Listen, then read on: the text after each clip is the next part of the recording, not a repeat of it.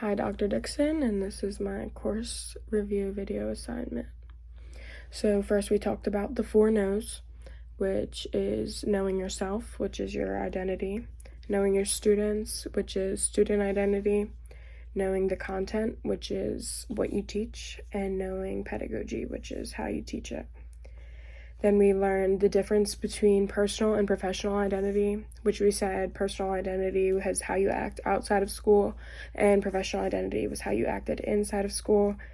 And then the question asked how is it related, but really they are related because you can't take them away from each other. They're intertwined and they have to act together, so you can't take one and just always be one in one place and one type of identity in another. You always have both, so they act the same.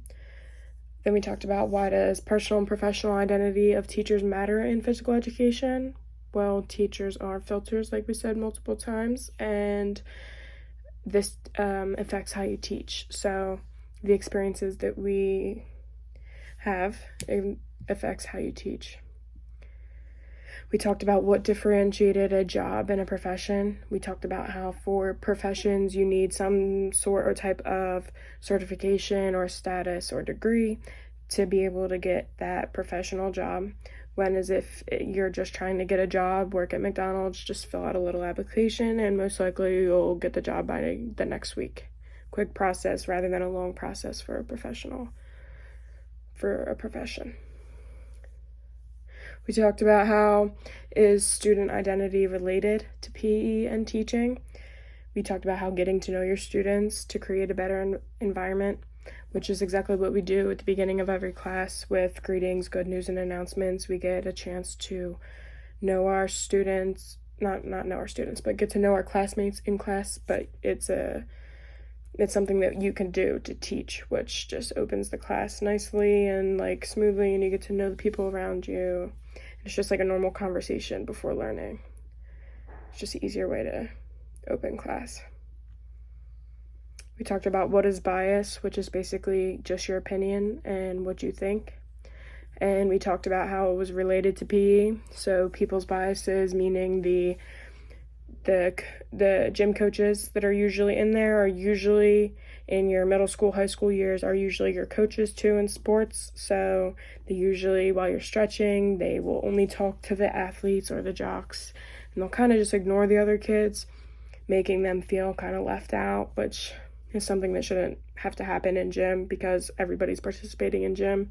It's not the other kids' fault that they don't want to do a extracurricular activity sport afterwards, so just all has to be fair. We talked about what is culturally relevant pedagogy, which I'm not super strong with, but we talked about how it overcomes bias and it supports students to uphold learning. And then I took 3 points off of the slides.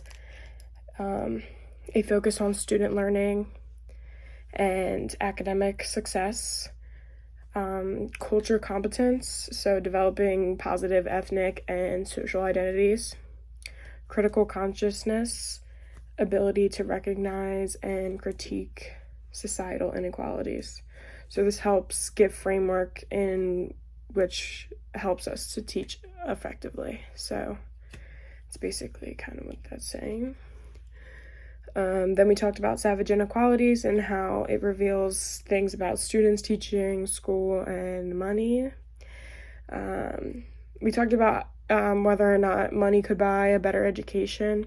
We said how obviously the more resources you have, meaning the more money that you have to buy more resources, it definitely affects you way better and your learning. And for the less that you have, it's obviously maybe a little bit harder. But overall, I think if you just put in the effort that you need for what you're trying to get done, you could be able to get it done.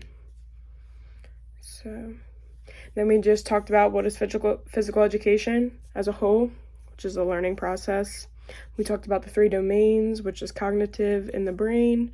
We talked about affective, which is your emotions and your beliefs. And then we talked about psychomotor, which is your physical belief. We talked about what should be the priority of a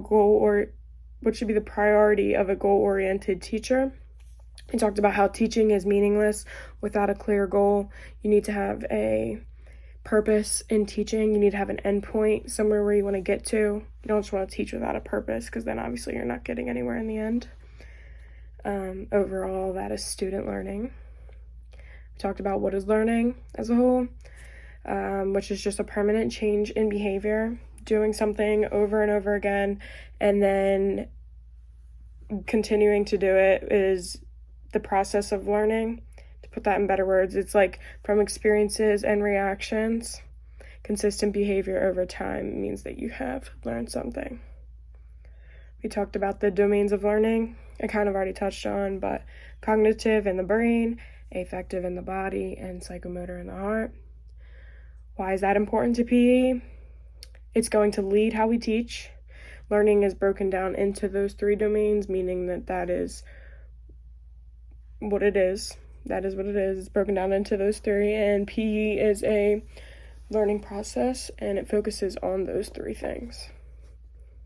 We talked about the relationship of active and fun in physical education, which overall is bad, horrible, awful, and terrible.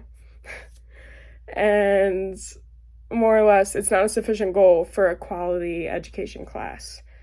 Active and fun is not a good thing, and you need to have the priorities in students, and it's not enough to be quality for physical education.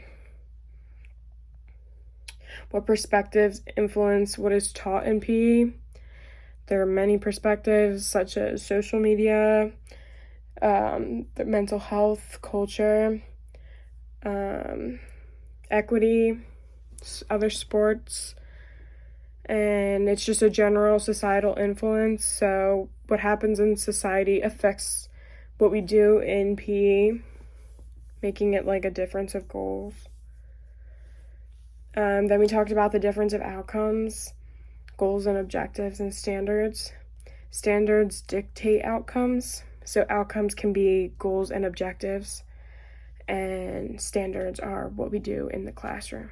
So, and then the last thing that we went over recently was what role does the national standards play in PE? So I went through the slides and I took the standards from there.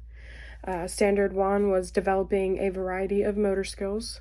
Standard 2 was applying knowledge related to movement and fitness concepts.